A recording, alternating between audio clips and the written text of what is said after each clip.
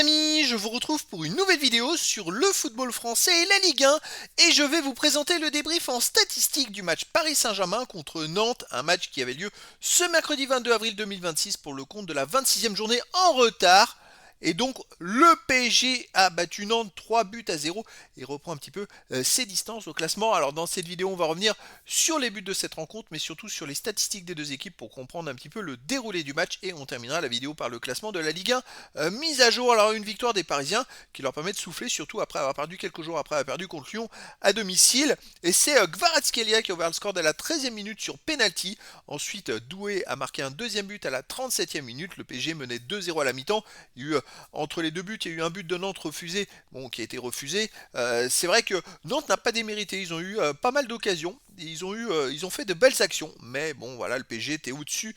Et en début de deuxième mi-temps, Kvaratskhelia a marqué un troisième but dès la 50e minute. Après, le PSG a pu tranquillement gérer jusqu'à la fin de la rencontre. Alors au niveau des statistiques, il y a eu 69,9% de possession de balle à 30,1% pour le PSG, 733 passes tentées à 302, 664 passes réussies à 241, 90,5% de passes réussies à 79,8%. Donc quand même collectivement, comme d'habitude, le PSG a vraiment bien dominé la rencontre. Ils ont été bien au-dessus des Nantais.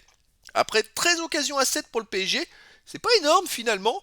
Après, en même temps, comparé au match contre Lyon, c'est que le PSG a mené, donc après, ils n'ont pas eu forcément à forcer leur talent.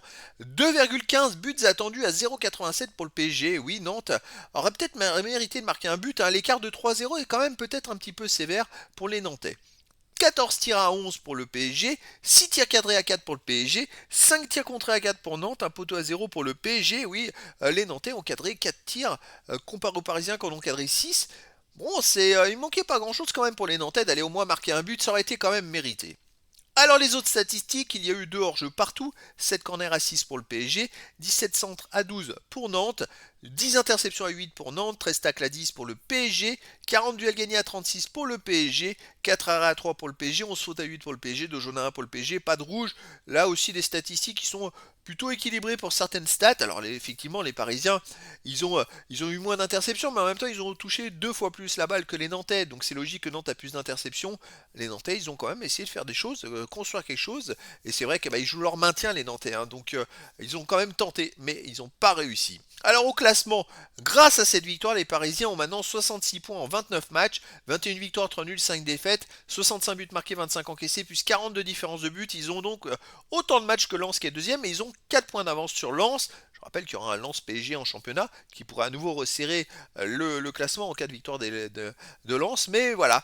Et puis après, sinon, le PSG a 12 points d'avance maintenant sur Lyon. Ils ont toujours un match en retard, les Parisiens. Il leur reste 5 matchs à jouer, alors que les autres, à partir de la troisième place, n'ont plus que 4 matchs. Donc quoi qu'il arrive, le PSG, ils finiront premier ou deuxième, mais c'est quand même bien parti pour le titre en tout cas.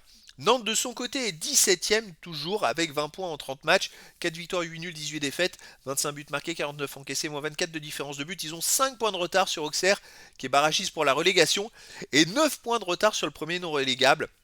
Il reste 4 matchs, 12 points possibles. Ça va être très compliqué pour eux de trouver, de réussir à se maintenir.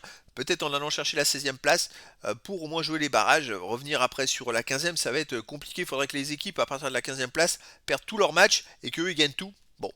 En tout cas, voilà, c'était le débrief en statistique du match Paris Saint-Germain contre Nantes. Un match qui s'est terminé par la victoire du PSG. 3 buts à 0. Voilà les amis, je vous dis à très bientôt pour une nouvelle vidéo.